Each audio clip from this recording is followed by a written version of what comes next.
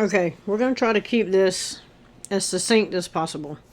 This is Michael Ramos, the guy that Officer Christopher Taylor shot and killed in 2020. Now, he shoots this one in 2020, but he had also been indicted for shooting and killing DeSilva, who will be in the next video in 2019. So within 5 months, he's indicted for killing 2 people.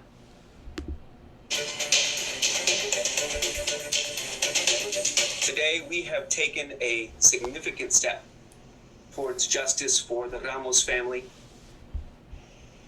Well, the Austin police officer charged with killing Michael Ramos, indicted by the Travis County grand jury. Thank you for joining us this midday. I'm Ashley Goodo. It's been nearly a year since the deadly shooting at a southeast Austin apartment complex. Officer Christopher Taylor is charged with first-degree murder. KVUE senior reporter Tony Volhetsky broke this story for us last night. He's joining us now to talk about the next steps. Tony.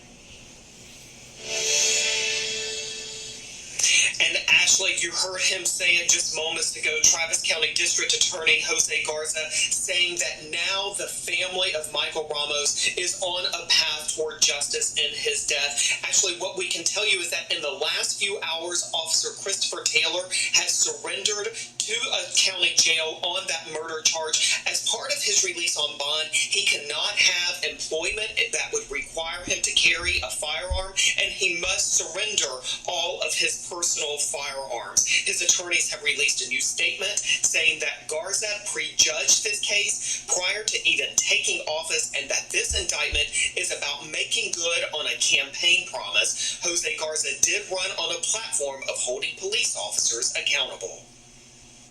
My heart continues to break for the Ramos family, and we still have much work ahead of us.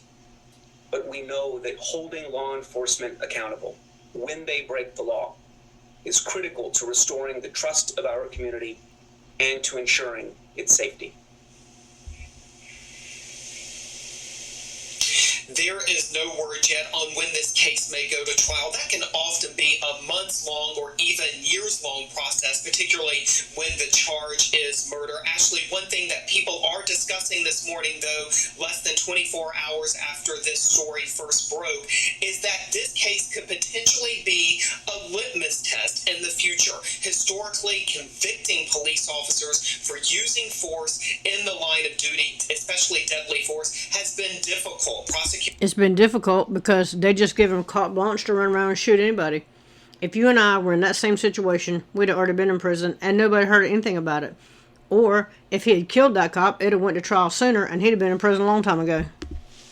Prosecutors have had a difficult time over decades past securing convictions, but what experts will say, and they are saying this morning, is that this case could really be an indicator of where our community here in Austin and Travis County stands on police officers using deadly force. It should be everywhere. People should be concerned about cops using deadly force. They are trained and trained and trained. They're trained on when they are supposed to, when they're not supposed to. De-escalation, they never de-escalate anything.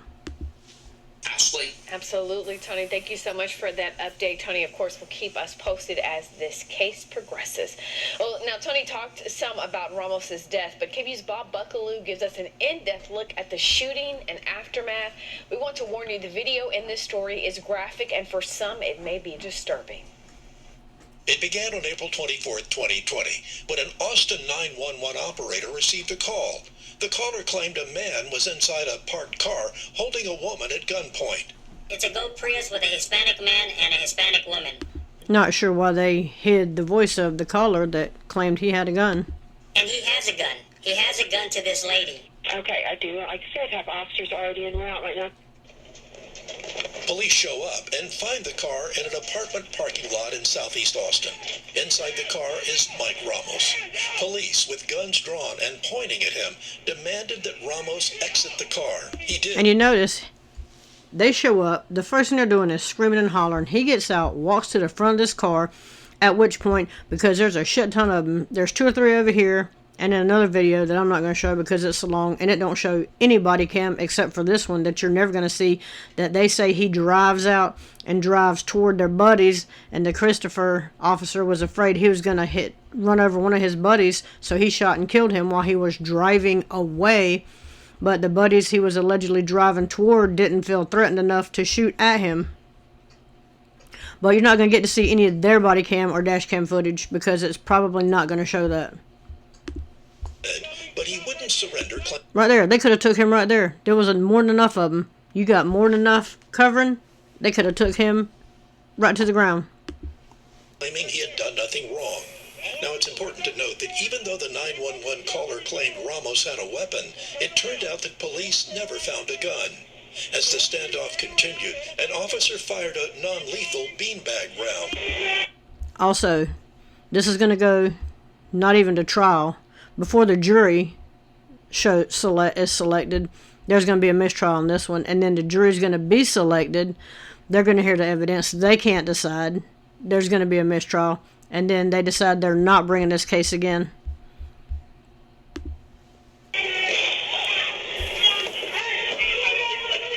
Ramos would get back in his car and drive away from police toward a dead end. And toward a dead end? Toward a dead end? That can't be right, because Officer Christopher Taylor said he was driving toward his buddies. Seconds, Officer Christopher Taylor would fire his rifle, killing Ramos. Also, I would like to note, in this shooting in 2020 and the DeSilva shooting in 2019, Officer Christopher Taylor was the only one to fire. Police body cam captured that moment. Hey, get out! Leave! Stay on the ground!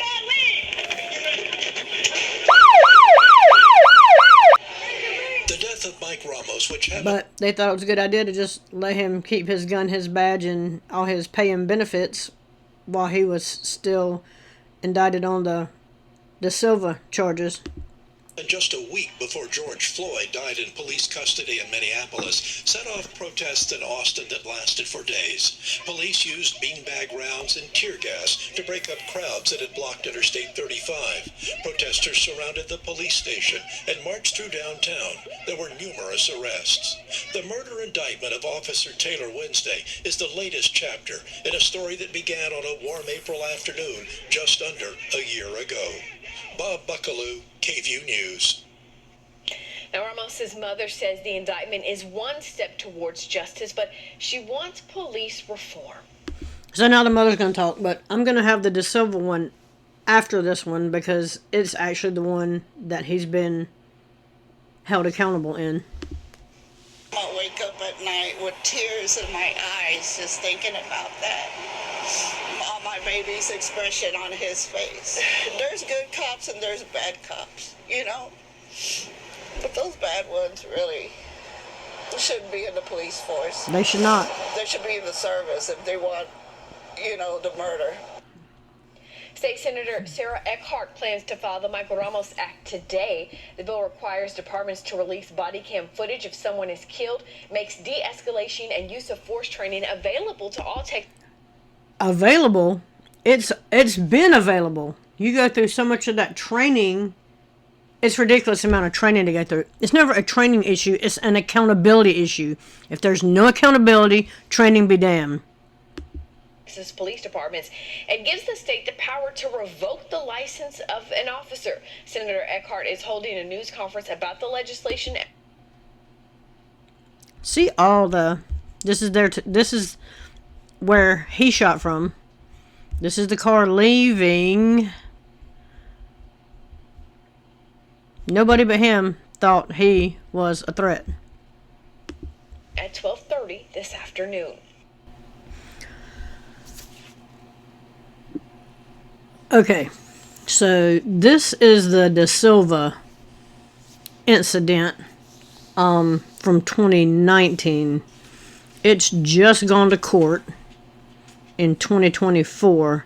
This Officer Christopher Taylor has had 2 mistrials in the shooting that he was involved in 2020, and this is where we're at with this. This evening, we have never before seen body camera footage from a 2019 police shooting. Officer Christopher Taylor is now on trial for a deadly conduct charge related to that shooting.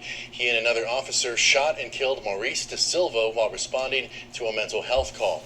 911 callers reported DeSilva, there you see him, was walking around his condo complex with a knife to his throat. Prosecutors say DeSilva wasn't a danger and officers didn't need to fire. Taylor's attorneys say DeSilva came close enough to pose a threat to officers, and Taylor acted in defense of himself and others. KXAN's Brianna Hollis joins us live now from the courthouse. Bree, walk us through this video.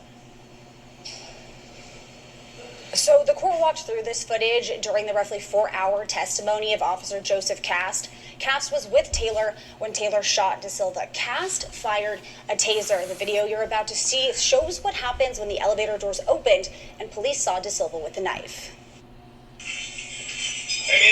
Well, the first problem is they went to confront a guy with a knife in an elevator where they're boxed in and they have nowhere to go, instead of taking, I don't know, the stairs. Oh, wait, they might get a little bit of exercise in. Never mind. Hand is down. You got a couple, at least, screaming and hollering at him. So he turns to see what the screaming and hollering's about. As he turns, he puts his hands down, and Christopher Taylor kills him. First look at what really happened the day Mauris DeSilva was killed. We'll slow the video down. You'll see when the elevator opens, DeSilva is looking into the mirror with the knife at his throat. He starts to turn as the door opens, and then officers begin shouting commands. Of course, because they always shout. Where's the de-escalation? Where's that at? Where's the take the tone down just a little bit? Where's the talk to him like he's a human instead of screaming and hollering at him?